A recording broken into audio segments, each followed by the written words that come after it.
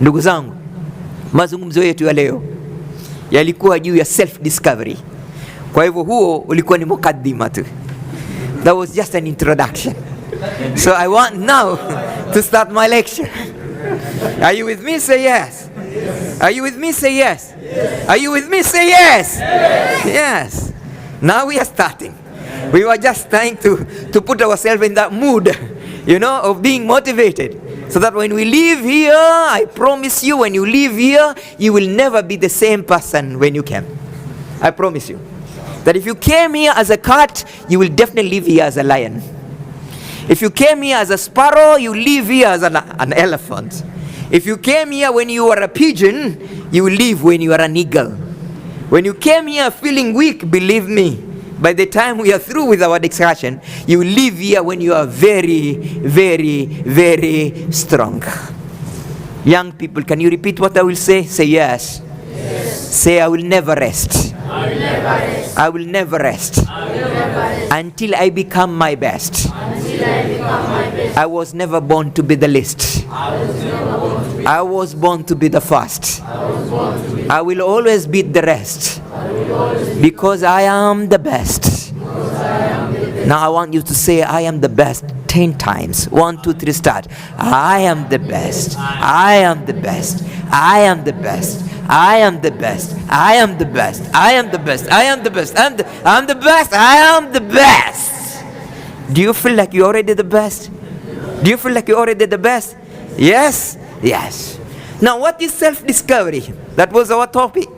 That self-discovery is the gateway or is the key to success. Ni mambo gani yaliyokuzunguka yenye nguvu ambayo unaweza kuyatumia kujibadilisha? And then T ni threats. Yani ni kipi unakifanya hivi sasa na kinakula na kinakuumiza na kinakupotosha na kinakuangamiza. Ni yapi yale ambayo unayafanya hivi sasa na ndizo sababu they are the robbers of your success? Ni mambo gani yale? Hizo ni threats. Ni vipi utaweza kuziondoa zile threats? Ni kuangalia opportunity ili ziondoe weakness na baadaye you become a strong person. So the letter S in the word self-discovery is you becoming much more stronger than who you are. Can you have a look at yourself and maybe tell us whether you feel you are strong or you feel you are weak? How many of you feel like you are very strong? You can achieve anything you want to achieve in your life with the help of Allah subhanahu wa ta'ala. All of us. That's very good. How many of us know that we have a responsibility of overcoming our own weaknesses? How many of us? Because you are the one who is responsible to overcome every limitation that is between you and your success. So self-discovery is knowing where your strength lies. Sometimes wewe ni simba lakini unajiona ni paka. Vile life itakuja ndio hivyo nitaikubali. How many of you are okay, young men? How many of you? It's not good to be okay. You have to make sure in life you get what you want, not what you are given. You have to go for what you want out of life. You have to go for what you want out of life. Nani anataka 1,000? Nani anataka 1,000? Nani wataka 1,000? Nani wataka 1,000? Kwendeni zenu nyinyi. Wewe unasema unataka alafu umekaa hapo. Nani atakuletea? In life you got to go and grab it, man. Yes. You have to go for what you want and get it. You have to become unstoppable. When you want something, you don't wait for people to do it for you. You got to do it yourself. You have to understand before you are understood. So my 1,000 is safe. It's back into my pocket. Okay, in life, go for what you want. Now tell me, how many of you want this 1,000? No. Now sit down. Even if I do it this way, you want it? Yes. Even if I throw down and you want it? Yes. Even if I put some saliva on it, you want it? Yes. Why? Because it doesn't. Assalamu alaikum wa rahmatullahi wa barakatuh. Alhamdulillahi alladhi hadana lihadha wama kunna linahtadiya laula an hadana Allah. Rabbi shrah li sadri wa yassir li amri wahlul uqdatan min lisani yafqahu qawli. Alhamdulillah, neema zote ambazo Mwenyezi Mungu ameturuzuku nazo na moja ni neema hino ambayo hukusanyika sisi hapa katika kuwaelimisha vijana wetu, na isitoshe wazee hapa maratibu munatuunga hapa kila Ijumaa.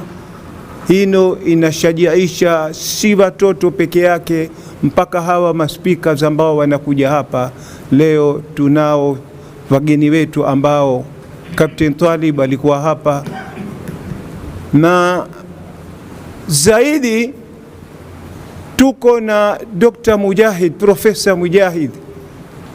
Bwana huyu mimi ni muda mchache sana kujuana naye, lakini kuna watu wewe ukikaa nao basi ukae na kalamu uangalie kila litakalotoka kwenye kinywa chake, basi uwe na notebook uandika. Muda huu mchache ambao nilikuwa naye mimi, alinipa koti yenyewe, basi ilivyoelekea basi iandikwe kwa wino wa dhahabu. Anambia Babu Wali, the most rewarding business is the business of making other person better than you. Sasa leo yuko hapa bwana huyu Dr. Mujahid, hima yake yeye ni kuona amewaelimisha watoto, whether spiritually, mentally, financially, better than what he is. Vile alivyo yeye, basi ana mambo, fikra yake yeye ni kutuelimisha, kuelimisha umma wawe zaidi kuliko alivyo yeye. Leo yuko hapa vijana, hino ni neema kubwa sana. We should really appreciate mtu kama huyu, amewacha shughuli zake Malindi akatuunga akaja akawa na sisi hapa. Hino ni rehema kubwa sana. Kwa hivyo nafasi si ya kuzungumza leo, isipokuwa ashatanguliwa kuzungumziwa, kwa kuwa sisi tuna slogan yetu hapa, tumkaribishe. Hawezi kusimama hapa, ule motisha twajua amekuja nao, lakini tunataka muonesha vijana standi yetu tuko vipi sisi hapa, ili tumpe nafasi akianza kuzungumza ajue azungumza na vijana aina gani na community aina gani. Vijana tuko tayari sisi hapa. Sijasikia bado, ngoja nipige trial mwanzo. Subhanallah, subhanallah. Tuko tayari sasa, mikono juu sasa. Here we are, ready to serve Allah. Here we are, ready to serve our beloved Prophet. Here we are, ready to serve our parents. Here we are, ready to make a difference. Here we are, ready to serve our country. Here we are, saying no to drugs. Let come what may. It's a do or die. It's not over until we win. Ya Allah, please help us and guide us. Takbir, takbir. Ashapata ujumbe Profesa Mujahid, ushaupata ujumbe, ulicho nacho utakitapika sasa hivi. A'udhu billahi as-sami'ul alim minash shaitani rajim. Bismillahir rahmanir rahim. Baada ya kumshukuru Mwenyezi Mungu Subhanahu wa Ta'ala na kumtakia rehema na amani kipenzi chetu Bwana Mtume Muhammad sallallahu alaihi wasallam, kabla sijaanza ningependa kutilia mkazo system ambayo Babu Ali anaitumia ya kuhakikisha kwamba watoto wetu wameathirika sio katika fikra zao bali zaidi katika nafsi zao, kwa sababu karne ya 21 ni karne ya EQ, yani ni karne ya emotional intelligence, sio karne ya intelligence quotient. Kwa hivyo ukiwa utatumia mbinu za kuinua hisia za yule anayekusikiliza ama za kuinua hisia za yule unayemsomesha, basi inakuwa na athari zaidi kuliko kuchangamsha fikra za yule unayemsomesha. Katika psychology ya influence, yani katika taratibu za kuweza kumbadilisha mwanadamu, wataalamu wametueleza mbinu 6 muhimu sana, na moja katika mbinu 6 ni hii mbinu Babu Ali anayoitumia. Mbinu ya kwanza ya kutaka kumgusa na kumgeuza mwanadamu katika umri wowote ni kutumia mbinu ya reciprocity. Reciprocity ni kumaanisha kwamba unamfanyia yule mwanadamu kitu ambacho hakutarajia wewe waweza kumfanyia, na kwa hivyo unamfunga kwa fadhila na yeye analazimika kukulipa zile fadhila. Hiyo inaitwa law of reciprocity. Law ya pili ni law ya testimonies, kwamba upate watu ambao wamepitia ile harakati unayoifanya, wawaeleze wale watoto na wale wengine wanaotaka kubadilika, wajenge imani kwamba ikiwa wengine walifanya na wao pia waweza kufanya. Mbinu ya tatu ambayo ni ya Babu Ali ni mbinu ya slogan na repetition, kwamba kutakuwa na msemo au vilma fulani ambavyo watu wanavirudia kila wakati wakikutana mpaka ziwe tazama katika hisia zao, na baadaye liwe ni kumbusho kubwa la kila wakati popote walipo, kwamba hawawezi kuenda kinyume na yale wanayoyasema. Mbinu ya tano ni bandwagon. Bandwagon ni kuhakikisha kwamba umejenga kikundi cha vijana ambao wao wana hamasa za juu kubadilisha jamii, na baadaye kwa ule uelekevu wao vijana wengine wakaona hawataki kuacha nyuma, ni lazima waidandie ile wagon. Alafu ya mwisho ni kufanya brand.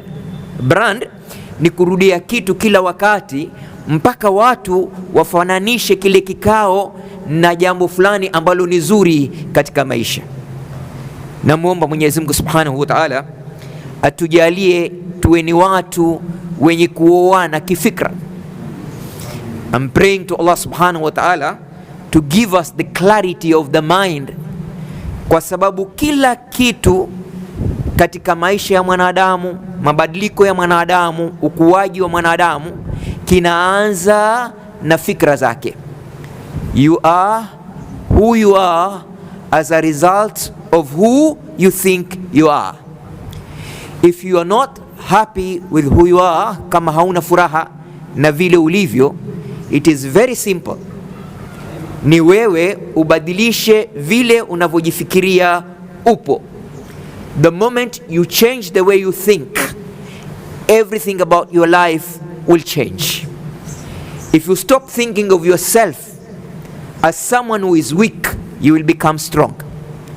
If you stop thinking of yourself as someone who is stupid, you become intelligent. If you stop thinking of yourself as a poor person, you become rich, because everything begins with the mind.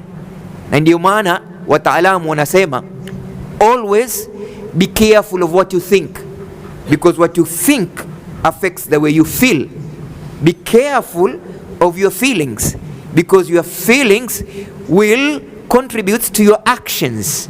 Be careful of your actions, because it is your action that propels your behavior. Be careful of your behavior, kwa sababu it is your behavior that will build your character. Be careful of your character, because it is your character that will lead you to your destiny. But everything begins with that single thought that you allow to enter your mind. Mara nyingi ukisema kilma hichi, vijana ukuuliza, ni vipi nitailinda akili yangu isiingie fikra ambazo sizitaki? It is simple. Ni kama mobile phone. Message ikija ambayo unaipenda, what do? You download and save. If you don't like that message, you delete. Therefore, if a thought comes to your mind and you like that thought, you download it and then you save it. Lakini ikiwa ile fikra huitaki, basi unaidelete moja kwa moja. Na kitu ambacho kinafurahisha ni kwamba akili ya mwanadamu ina process tatu. Process ya kwanza inaanza katika ya level ya ED, yani idiot. The word idiot came from that level. And this level, kila siku ni level inayotaka furaha na mambo ya rahisi na mambo ya kufurahisha. Sio level ya kutaka kutumia bidii na juhudi na kusonga mbele. Lakini ukitumia muda fulani, dakika 30 mpaka 40, ukawa unakifikiria kile ambacho kimeingia katika akili yako, basi hutoka katika ile level ya ida ikaingia katika level ya ego. Ikifika katika level ya ego, kunakuwa na debate. Na debate yenyewe, it is either you do it or you don't do it. Now you debate with yourself. If you are strong, you will definitely win. Na ile message ikiwa ni positive itakwenda kwa super ego. Ikifika kwa super ego na ni message ambayo ni positive, it remains with you permanently.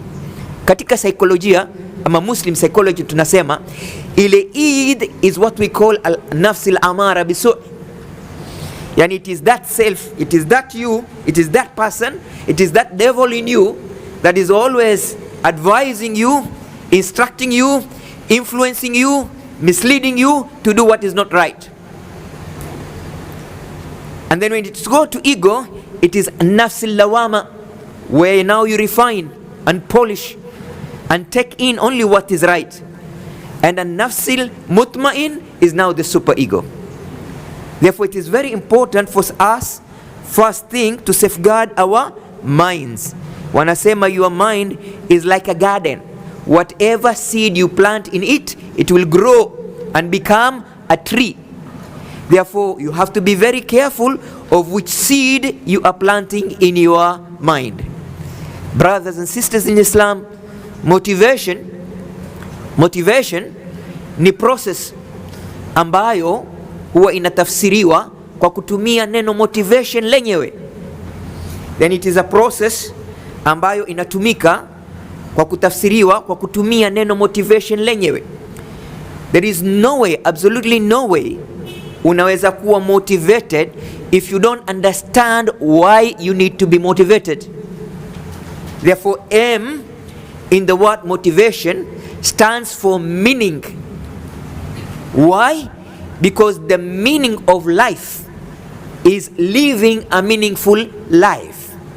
The purpose of living is living a purposeful life. So the moment you know the reason why you are here on the face of the earth, for you to move to any level you want to move becomes easy. But if you don't know why you are here on the face of this earth, there is no way you can move to anywhere else in your life. Kwa hivyo, jambo la kwanza muhimu katika kujihamasisha, katika kujipa motisha, katika kumotivate, you have to understand the meaning of the aim in that word. And the meaning of the aim in that word, in understanding the meaning why you are who you are.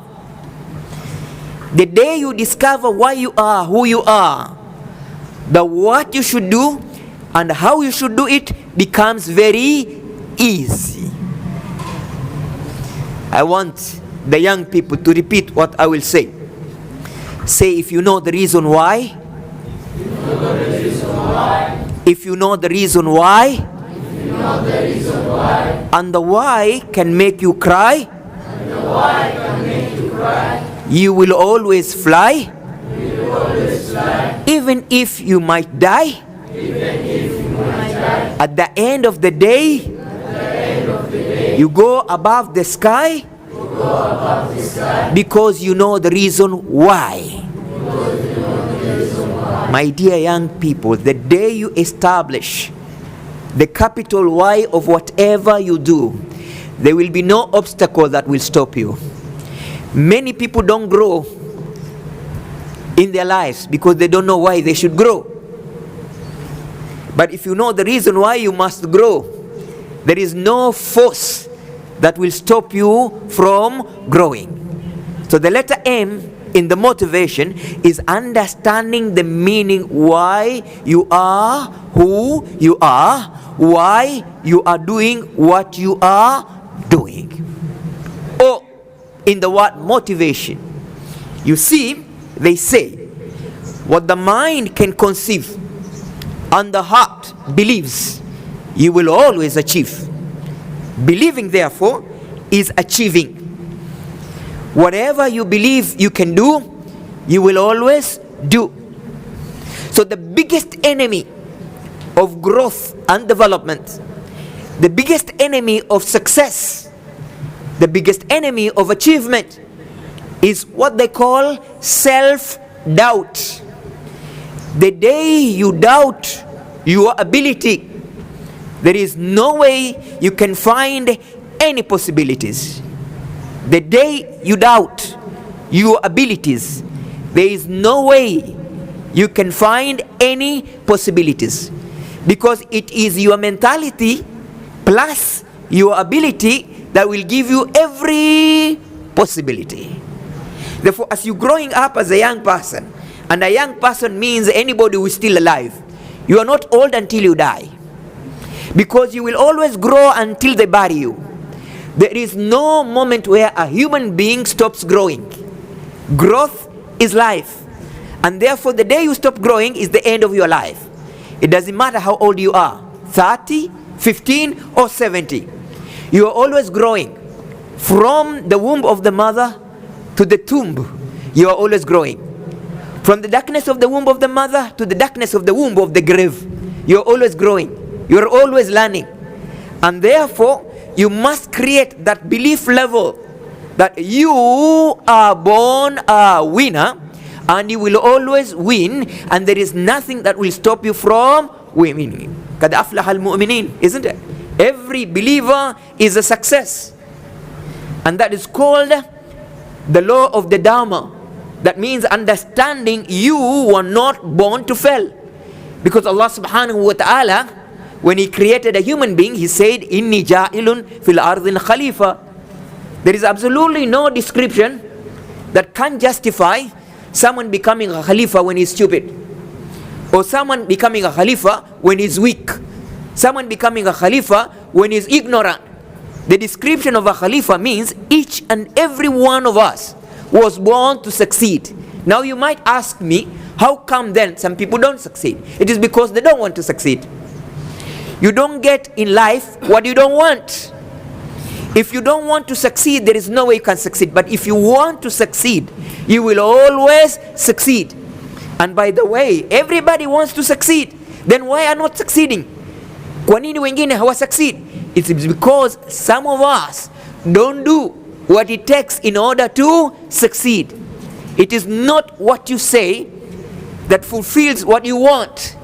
It is what you do, is the action that will ultimately justify, show, prove that you want what you want so badly. And the day you decide enough is enough of me being who I am, I need to change and become a different person. By the way, it is easy. Learn this from me today. You will never become someone different until you hate the person you are. There's no way. Hauwezi kuwa mtu tofauti ikiwa una furaha na ule mtu ulivyo. You got to hate the person you are today to be the different person tomorrow.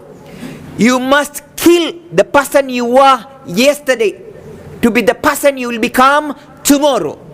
If you are carrying the self of yesterday, there is no way you can enjoy the betterment of tomorrow. And learn this from me again. It doesn't matter where you come from. That is not what makes you who you become tomorrow. Yes, tomorrow. It doesn't matter where you were yesterday. Because yesterday is history. And tomorrow is mystery.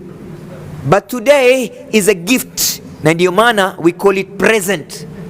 If you use your today very well, even if you messed your yesterday, your tomorrow will be better than yesterday. My dear young people, future is not waited for. Future is created. Allah subhanahu wa ta'ala wants you to make your own master plan and then present it to Him and tell Him, this is the life I desire. Because every success begins with the desire to succeed. If that desire is not there, if that passion is not there, if that pulse is not there, if that push is not there, there is no way you can succeed to become a different person. So kill the person you don't like to become the person that will make you happy.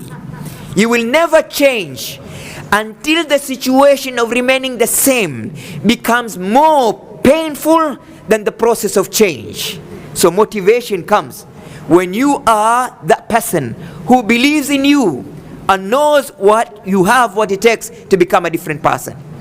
Motivation comes when you understand that times is a movement. It is never static, and therefore there is no way you can be a young person forever. Therefore, as you are young, remember, you are at the stage of dependent, and you can never be in that stage forever. You need to get out of the stage of dependent to go to the stage of independent, and then move from the stage of independent to go to the stage of interdependent, because nobody succeeds alone.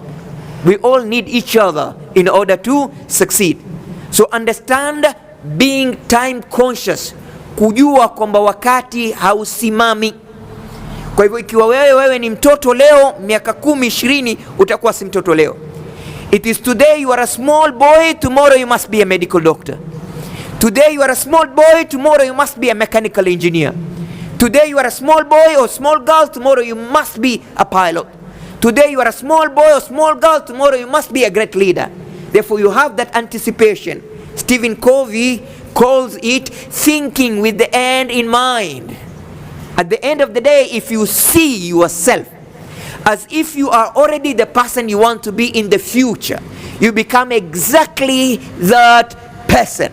This process is called a process of visualization, and that's why every organization, every institution, every great individual must have a vision, because somebody who does not have a vision stands to perish.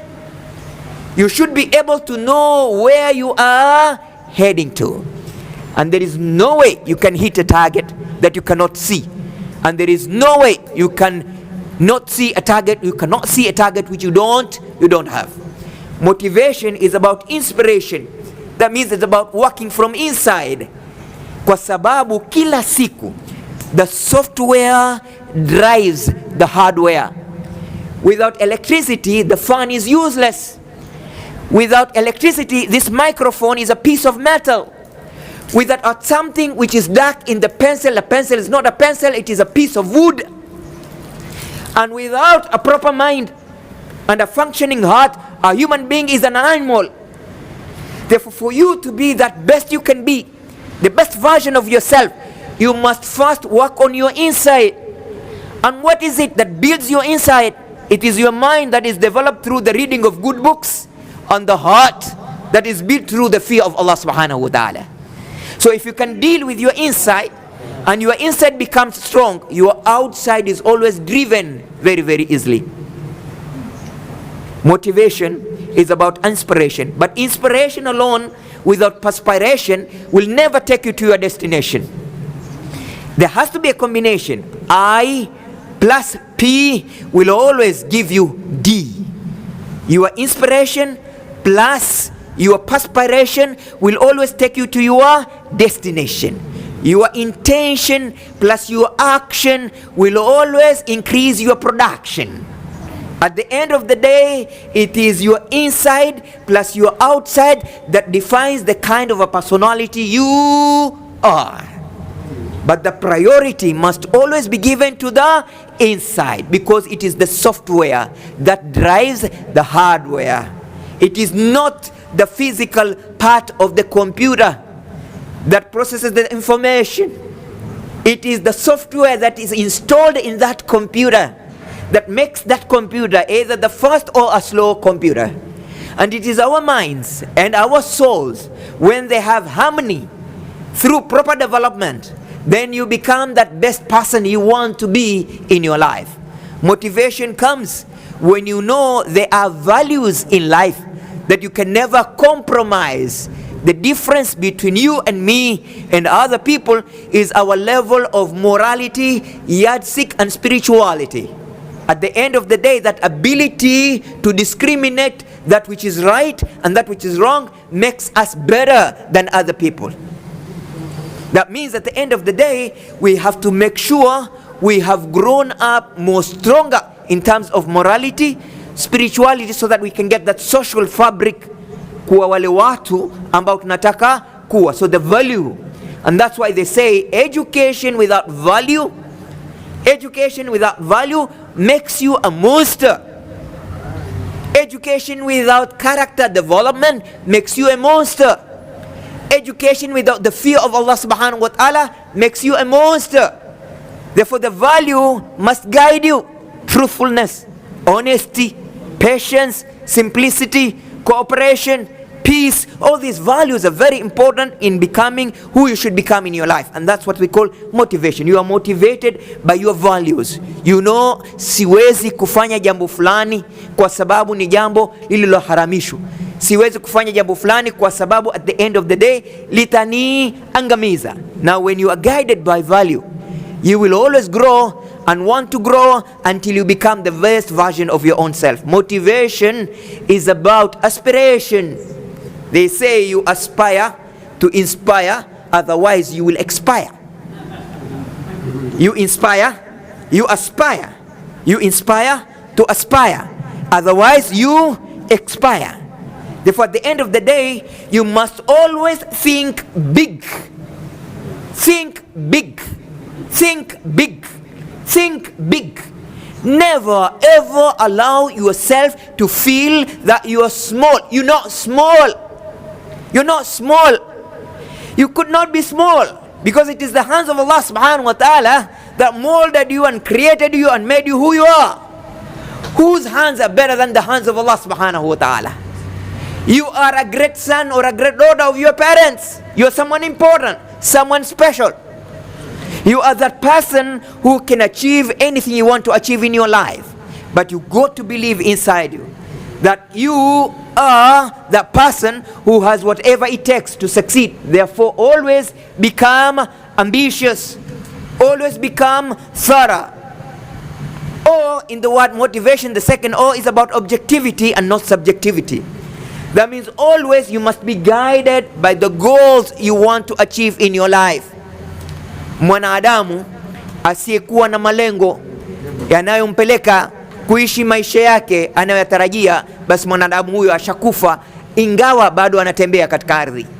Na ndiyo maana kuna watu hufa katika umri wa miaka 15 alafu hawazikwi mpaka wa miaka 70, kwa sababu ikiwa hauna lengo la maisha, hata kama una miaka 10 na unaishi and you are breathing oxygen, you are already dead.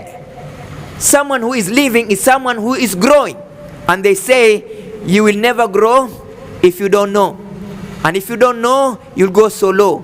And if you so low, you'll have nothing to show. And you'll never grow because you don't know. Because life will go slow. And you'll have nothing to show. So ni muhimu sana kujua kwamba wewe maisha yako unayapeleka kulingana na malengo yako. Human beings are goal oriented organisms. Sisi binadamu tumeumbwa katika maumbile ya kutaka kukua, na ndio maana mtoto hakubali kukaa kitandani baada ya miezi minne. Ni lazima a struggle kukaa, hata kama ataanguka, hata kama atafanyika nini. Mtoto akifika miezi minne ni lazima ajifundishe kukaa. Akifika miezi 6 ni lazima ajifundishe kutambaa. Akifika miezi 8 ni lazima ajifundishe kusimama. Akifika miezi 10 ni lazima ajifundishe kutembea. Akifika mwaka 8 ni lazima akimbie. Why? Because in our DNA biologically we were created to move. We were not created to be stagnant. Therefore you cannot allow yourself to be on the same grade at the school every time. You can never allow yourself to be at the same level financially all your life. You can never allow yourself to be on the same level of education all through your life. There must be a movement. Life is about moving. Now anything that does not move stinks, smells bad, inanuka. Kama vile maji yanayosimama hunuka na kisha yakasambaza maradhi.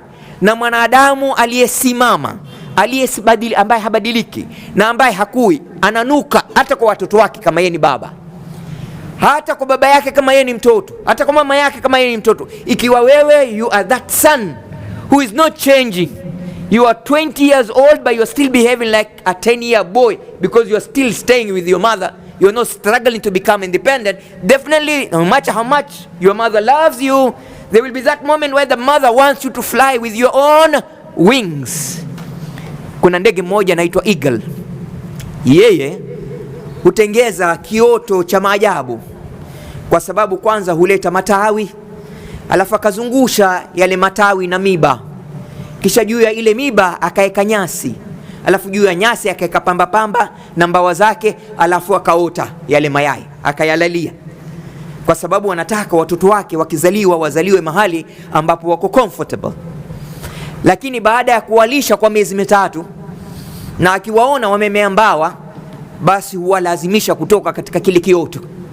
Lakini wale watoto hukataa, kwa sababu kila mtu anataka starehe, hataki kufanya. The hard way is not the only way according to some people. Kwa hivyo yule mama eagle huweka ubawa wake katika kile kioto. Wale watoto wakawa wanacheza na zile mbawa za mama, kwa sababu ni nyororo. Yule mama akawaacha wakacheza, mara akaufunga ule ubawa wake.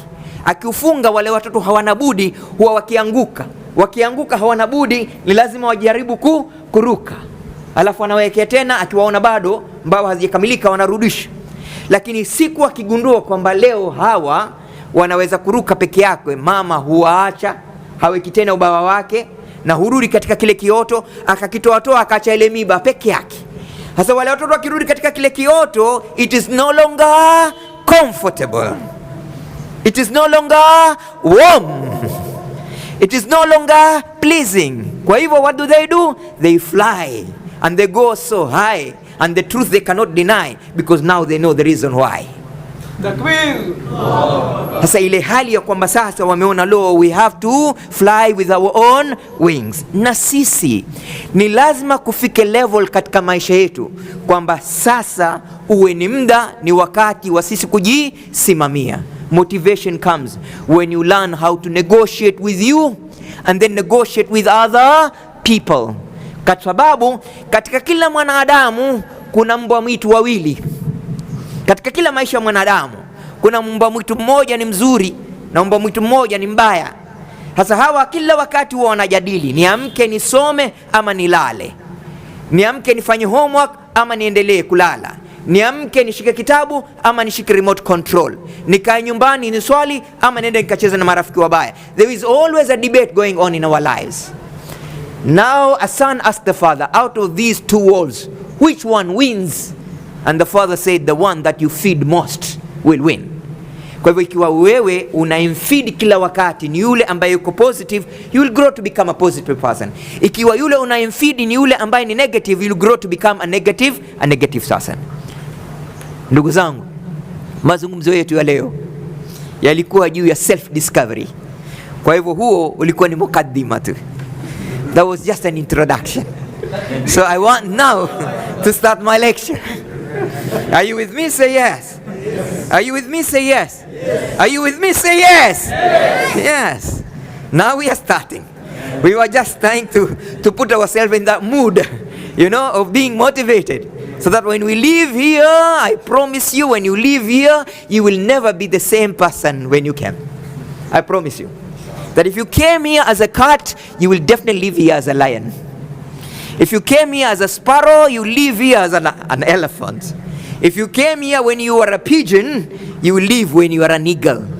When you came here feeling weak, believe me, by the time we are through with our discussion, you will leave here when you are very, very, very strong. Young people, can you repeat what I will say? Say yes. Yes. Say, I will never rest. I will never rest. I will never rest. I will never rest. Until I become my best. Until I become my best. I was never born to be the least. I was born to be the first. I will always beat the rest. Because I am the best. Now I want you to say, I am the best 10 times. 1, 2, 3, start. I am the best. I am the best. I am the best. I am the best. I am the best. I am the best. I am the best. I'm the best. I am the best. Do you feel like you're already the best? Do you feel like you're already the best? Yes? Yes. Now what is self-discovery? That was our topic. That self-discovery is the gateway or is the key to success. Minus you knowing who you are, there is no way you can become who you want to become. First, you must know who you want and who you are. Repeat this me after. Repeat after this. Repeat after this, inshallah. Say, ukijichambua.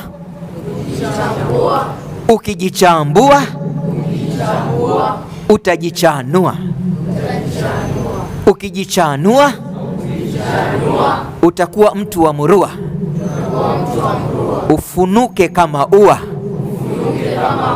Ung'are kama jua. Utakalo litakuwa. Na maisha itakuwa poa.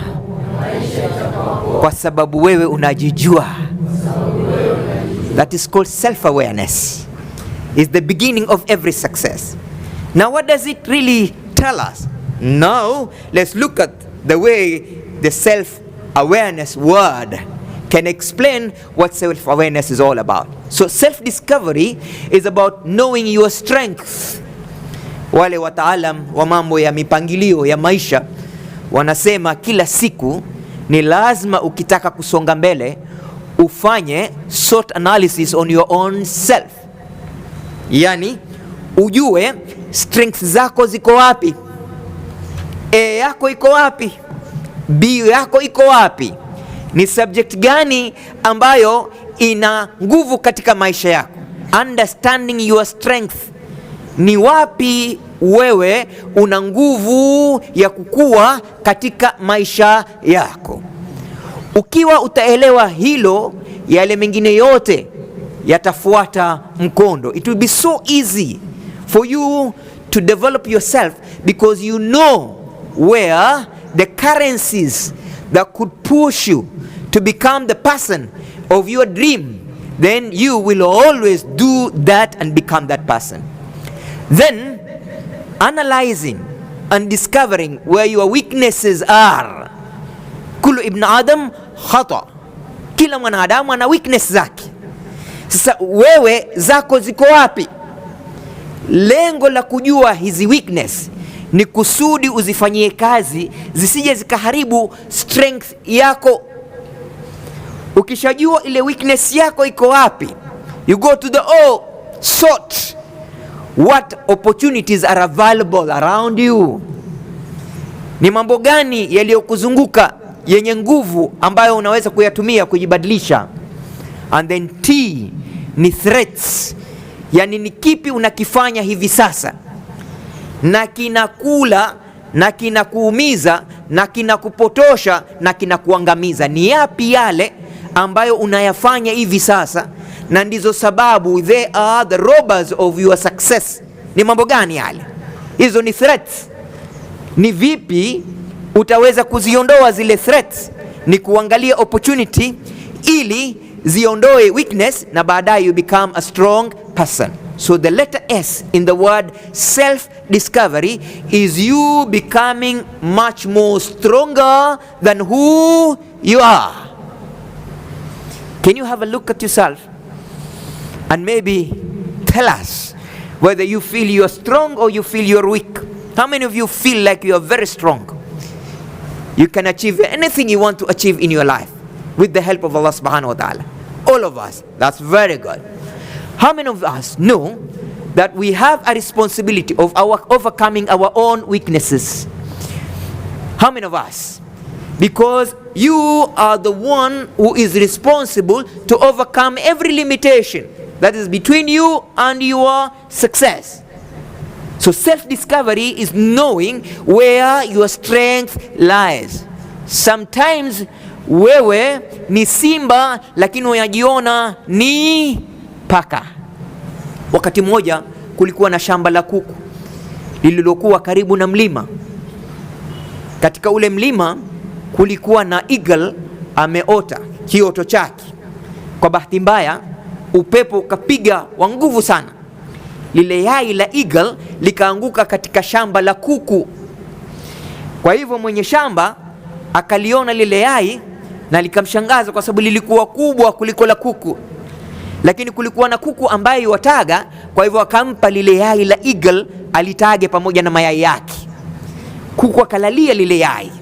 Lile yai likakua, lilipoatuliwa lile yai likatoka mtoto wa eagle. Lakini yule mama kuku akaendelea kumlea yule mtoto wa eagle. Kwa hivyo anakuwa mkubwa zaidi kuliko wale kuku, lakini katika akili yake yeye anajifikiria kwamba yeye ni kuku. Kwa hivyo anafukua ardhi, anadonadona uchafu kwa sababu yeye anaamini ni kuku.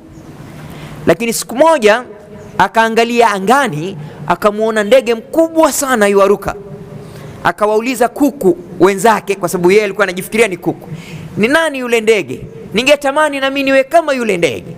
Wale kuku akamwambia yule ndege, ni eagle, wewe ni kuku.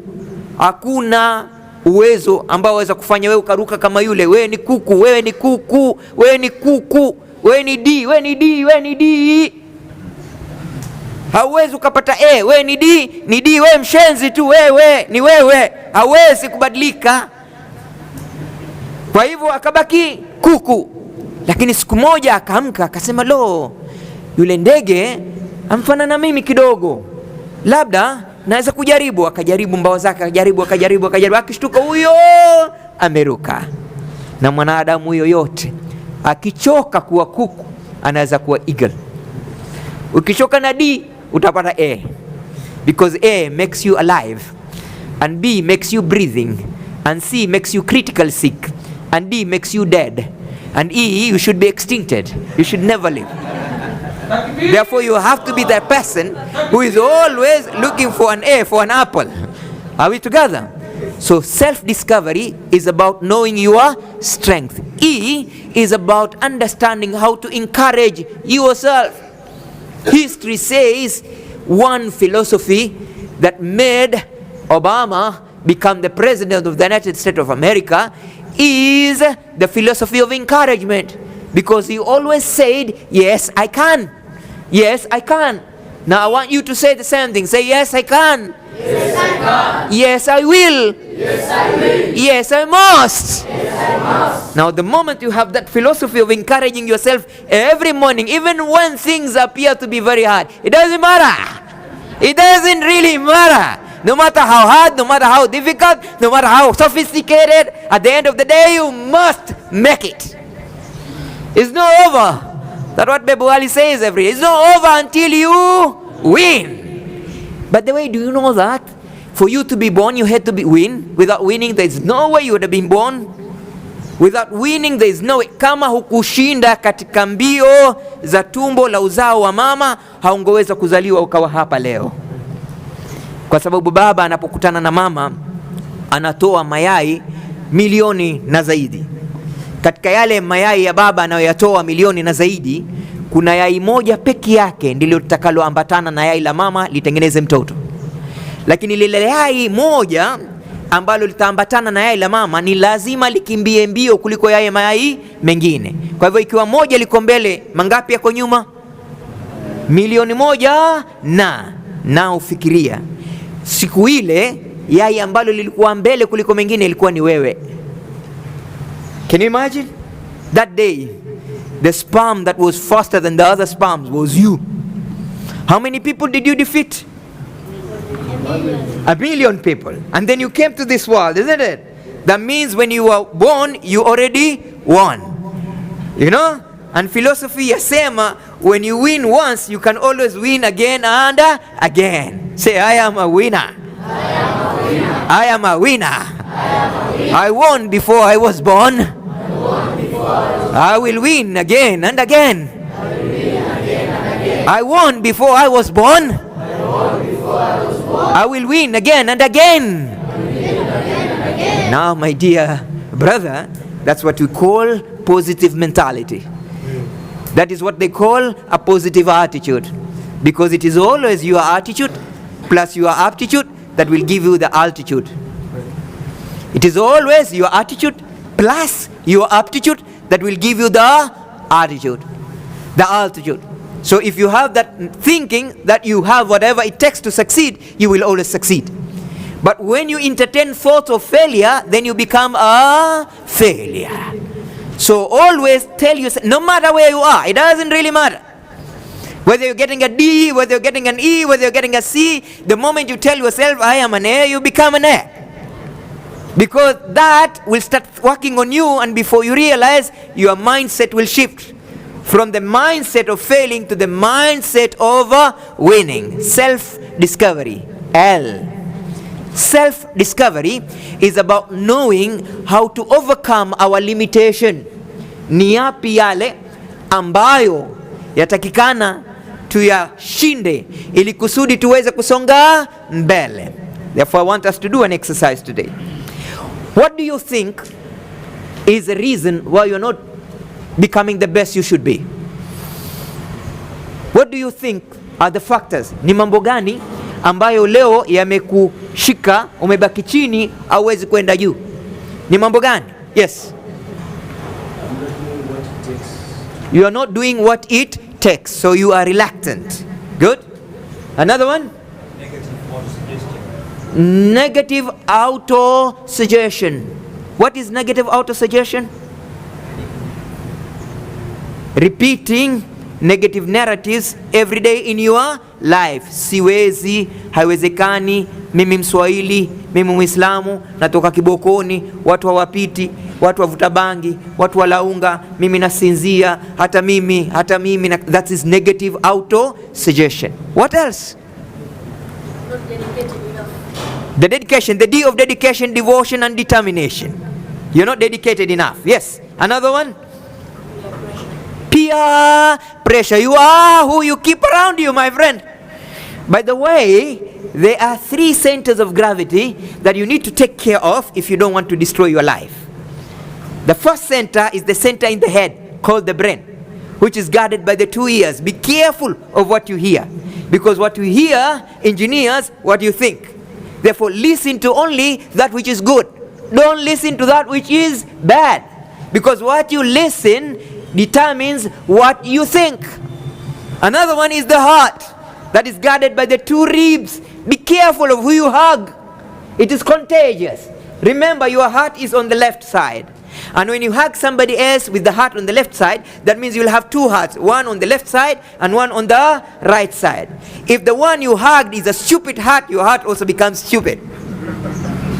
If the one you hug is a useless heart, your heart also becomes useless. If the one you hug is a D heart, you might also become a D. If you hug a drug addict, you become a drug addict. Because it is through osmosis, contagious. So who you hug balances what you feel, because the 2 hearts will always communicate. And if the second heart you're hugging is a positive heart, your heart also becomes more positive. And the other one is between the legs. Be careful of that one. If you misuse it, my friend, it will really take you to a different direction. Tuko pamoja? Sema ndio. Ndio pamoja. Self-discovery means focusing on what you want in your life. Repeat this after me. Say, where your focus goes, your energy will flow. Where your focus goes, your energy will flow. Kwa hivyo lazima uwe mwangalifu kwa yale ambayo unayapatia wakati katika maisha yako. Self discovery D is the determination you are willing to practice in your life, kwa sababu determination is always the key to every success. So discovery means understanding how much you want to wait in order to succeed. Say never give up, never give up, never give in. There is always an answer for everything. Kwa hivyo ule wakati mambo yamekuwa magumu, ndio wakati unaweza kufaulu, kwa sababu wakati wa usiku unapokuwa giza zaidi ndio kuna pambauka, na lile somo ambalo linakuwa ndilo gumu zaidi ndio somo unaweza kulipita.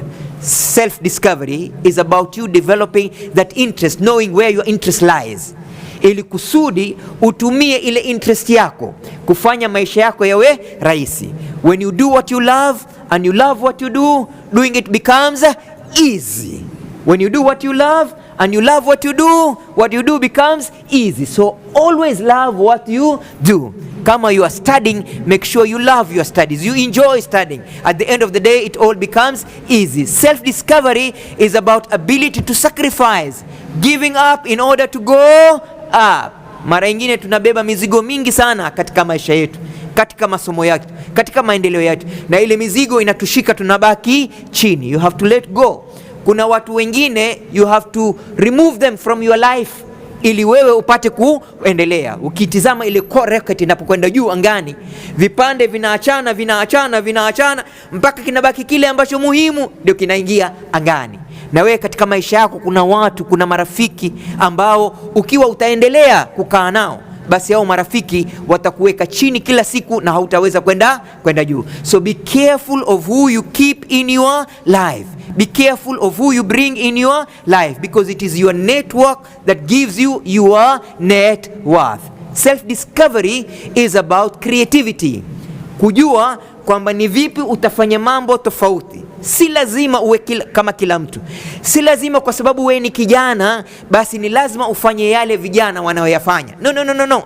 The beauty of life is you becoming unique, is you becoming yourself. You don't have to imitate other people.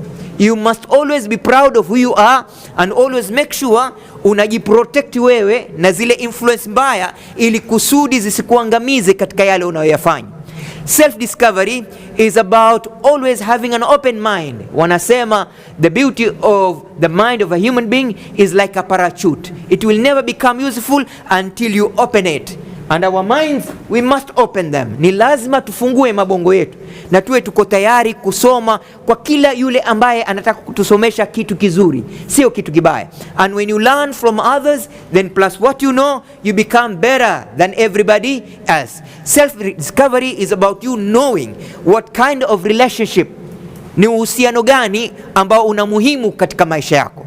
Uhusiano wako na Mola wako, uhusiano wako na wazazi wako, uhusiano wako na walimu wako, na uhusiano wako na wewe mwenyewe. Hivi sasa katika ulimwengu wa vijana kuna maradhi yanaitwa lack of self identity, ama wanasema identity crisis, kwamba watu vijana wanaangalia mitandao na wanaona masuperstar na wanaona macelebrity, alafu wao wakijiangalia kwenye kioo hawafanani na wale celebrity. Kwa hivyo wanakuwa na hasira na Mwenyezi Mungu, kwa nini hawakupawa pua ya upanga?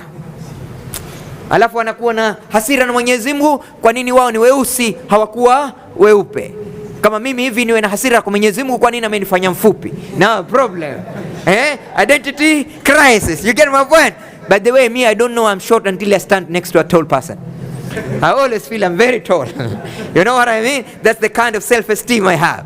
Na ndio maana ni muhimu kila kijana awe ana respect S10. Work on your 10 S's. They will make you a very strong young person. What are these 10 S's? S number 1, your self-image, the way other people see you. S number 2, self-reputation, the way people talk about you. S number 3, self-esteem, the way you feel about you. S number 4, self-confidence, the way you take yourself around. S number 5, self-discipline, how to manage your own behavior.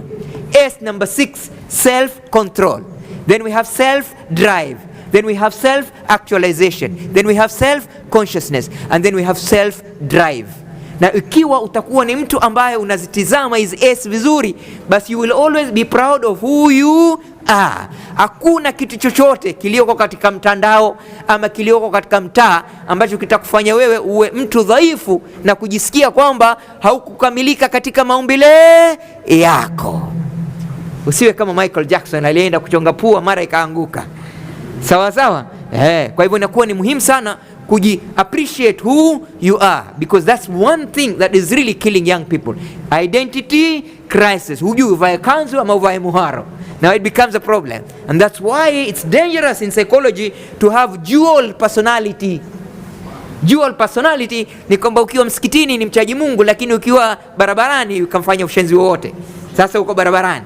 Ukiwa shuleni waweza kumfanya mwalimu unavyotaka. Nyumbani ndio unamaanisha. Sasa wewe ni mtu wa aina mbili. You have no self control. Are we together? Say yes. Now self discovery is about you knowing you have to verify whatever you do. إذا أردت أن تفعل أمرا فتدبر عاقبته فإن كان خيرا فانظه وإن كان شرا فانتهي. That you are always katika monitoring and evaluation and assessment. Unajua kwamba mimi ni lazima nifanye hivi, nisifanye hivi, nikifanya hivi nitafika hivi na mwisho wangu hautokuwa mwisho mzuri. Self discovery is about you always wanting more. Wanting more. Ni wangapi kati yenu mwajihisi kwamba mshafika pale mnapotaka kufika? Nani anajihisi kwamba mimi nishafika? I am comfortable. I'm okay. It's okay. Whether I go to university, I don't go, it's okay. Whether I become a doctor or not, it's okay. Whether I become a sheikh, it doesn't matter. Vile life itakuja, ndio hivyo nitaikubali. How many of you are okay, young men? How many of you? It's not good to be okay. You have to make sure in life you get what you want, not what you are given. You have to go for what you want out of life. You have to go for what you want out of life. Nani anataka hii 1000? Nani anataka hii 1000? Nani wataka hii 1000? Nani wataka hii 1000? Kwendeni zenu nyinyi. Wewe unasema unataka alafu umekaa hapo. Nani atakuletea? In life you got to go and grab it, man. Yes. You have to go for what you want and get it. You have to become unstoppable. When you want something, you don't wait for people to do it for you. You got to do it yourself. You have to understand before you are understood. So my 1000 is safe. It's back into my pocket. Okay, in life, go for what you want. Now tell me, how many of you want this 1000? No. Now sit down. Even if I do it this way, you want it? Yes. Even if I throw down and you want it? Yes. Even if I put some saliva on it, you want it? Yes. Why? Because it doesn't change its value, right? Yes. You don't allow the environment to make you feel you are not important. You will always remain who you are. It doesn't matter what people say. That is their own business. It is what you tell yourself. That is who you are. Not what other people are saying. Hii habari ya kusema wale Waswahili ni wavivu, that's not true. Is it true? Ile habari ya kusema kwamba sisi hatuwezi kupita mitihani, is it true? Is it true kusema kwamba vijana siku hizi hawataki kufuata dini, is it true?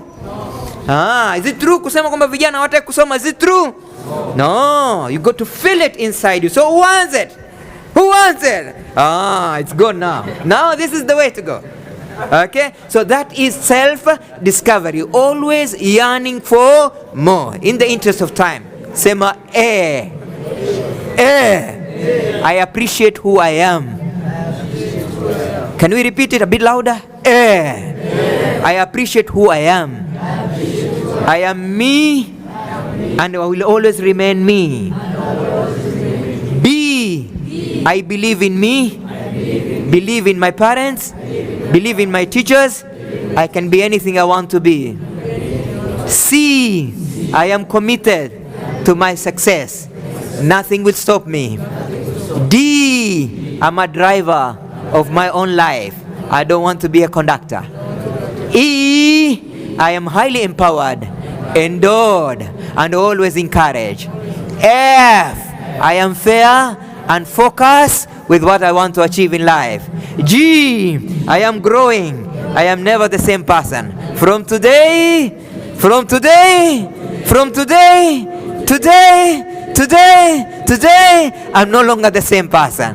I am always happy. Whatever happens to me, I am me. And it is through my happiness that I will always succeed. I am highly inspired, interested, and insightful. It's not the eyesight, but the insight that tells you who you are. J. I will not judge myself harshly. I will learn to forgive myself. What I did yesterday, that is gone. I will always work for better tomorrow. K. I am kind with myself. I won't do anything that will destroy me. Even drugs, I'm saying no to them. L. I love myself too much to become the last in my class. I love myself too much to fail in my examination. I love myself too much to smoke bangi. I love myself too much to start using drugs. I love myself too much to become a failure in life. M. I am motivated. I will never lose the motivation. N. I will never give up. O. I'm always open to learn from everybody. P. I am patient, persistent, and I will persevere every hardship because the hard way is the only way. Okay? Q. Only quality grades in my performance and quality people in my life. R. Good relationship with everybody so that they can always see me as a good person. S. I will learn to sacrifice because sacrificing your today will give you a better tomorrow. T. I am time conscious. I know time is the only commodity that's given to us free, but we must use it very, very well. U. I understand before I am understood. V. I am a man or a woman of value. W. The work I am doing today is going to be worthy tomorrow. X. I don't want to be an ordinary person. I must be an extraordinary person. Why? I want more, I yearn for more. And Z, I will always maintain my zeal. Say today. Today. Today. Today. Today is a great day. Today is a great day. Dr. Mujahid has spoken to us. Dr. Mujahid has spoken to us. And we are now more than convinced. Go east, go west. I am the best. Go east, go west. I am the best. And I'm now making a confession. Can you raise up your right hand? I am now making a confession. I am now making a confession. My mind is alert. I am only thinking of my progress. And my heart is now stable. I have fallen in love with books. And my body. My body is now very strong, highly motivated. I am going to work hard. I am going to work hard. I am going to work hard. Work hard. Hard. Hard. Hard. Hard. Hard. Hard. Hard. Hard. Until I succeed. So help me Allah. Thank you very much, and may God help you, inshallah. Thank you so much. Takbir! Allahu Akbar. Assalamu alaikum warahmatullahi wabarakatuh. Kwa majina naitwa Abdullah Saad. Nilikuwa nataka kuuliza ulifikaje mpaka kwa hivyo professor? You get that all knowledge. Where have you get it from it? I want to be like you. Thank you so much. Takbir! Takbir! Allah.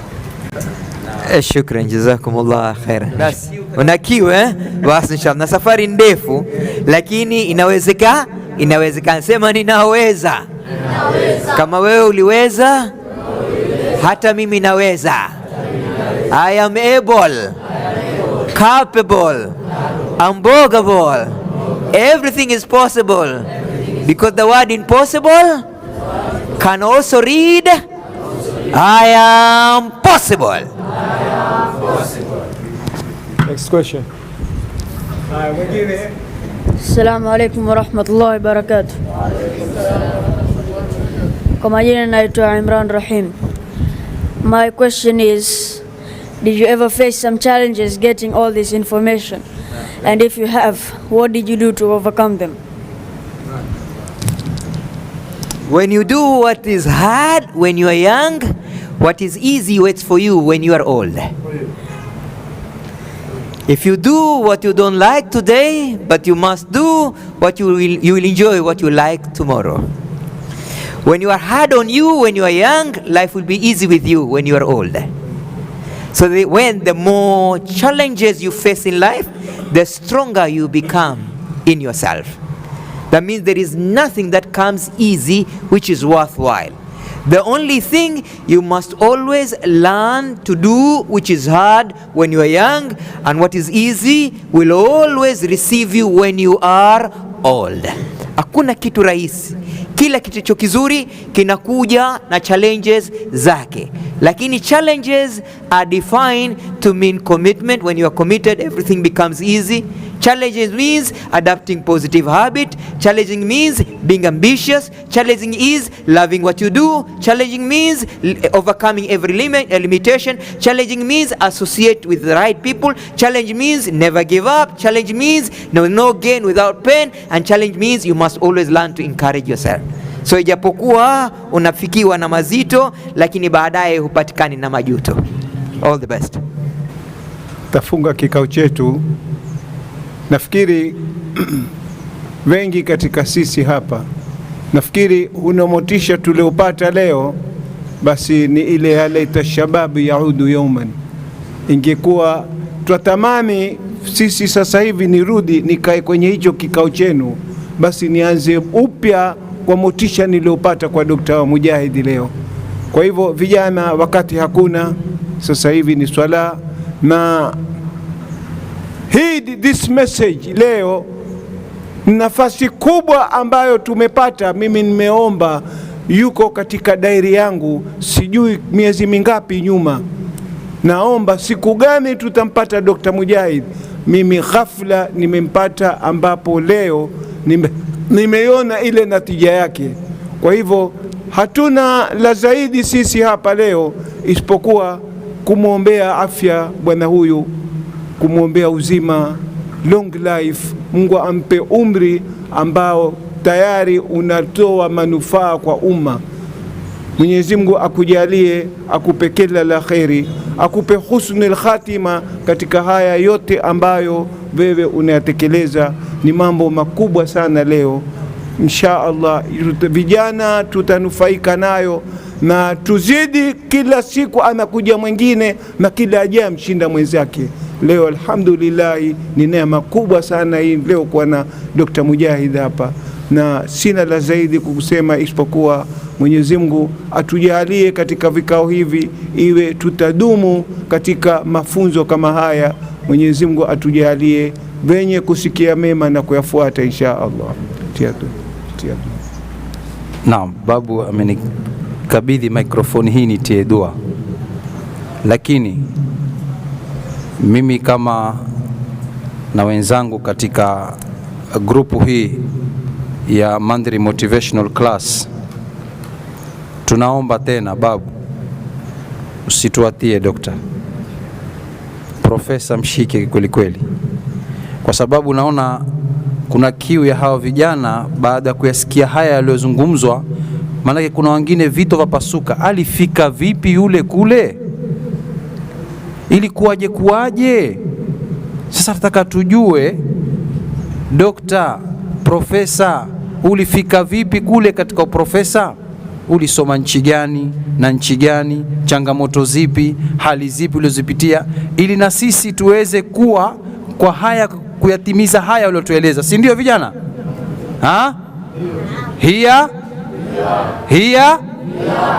Here we are. Tutaka na sisi tuwe kama Profesa Mujahid. Semeni inshallah tutakuwa. Kwa hivyo babu, tunakuomba hiko kitabu kabla hatijaandikwa kwanza atueleze sisi hapa. Inshallah Dr. Profesa wahidi watoto basi waambie basi asema atarudi tena hapa inshallah. Inshallah it's very very important inshallah. Jazakallah khairi na nyote mliko hapa inshallah. Captain, tukushukuru kwa na sisi pia, naona Ahmad yuko na sisi na maratibu nyote ambao mkutanika sisi katika vikao kama hivi, na wengine wameenda shauri harusi inshallah. Tushukuru sana katika vikao kama hivi to join us katika mambo kama haya inshallah. Jazakumullah khair, jazakumullah khair. ربنا تقبل منا إنك أنت السميع العليم وتب علينا إنك أنت التواب الرحيم وفقنا للخير والخيرات أصلحنا اللهم واجعلنا صالحين أصلحنا اللهم واجعلنا صالحين وبارك لنا في جلستنا هذا يا رب العالمين وصلى الله على سيدنا محمد وعلى آله وصحبه وسلم والحمد لله رب العالمين. To get more videos of Abu Shuraim, don't forget to subscribe, like and share. May Allah guide and bless the person who shares the videos.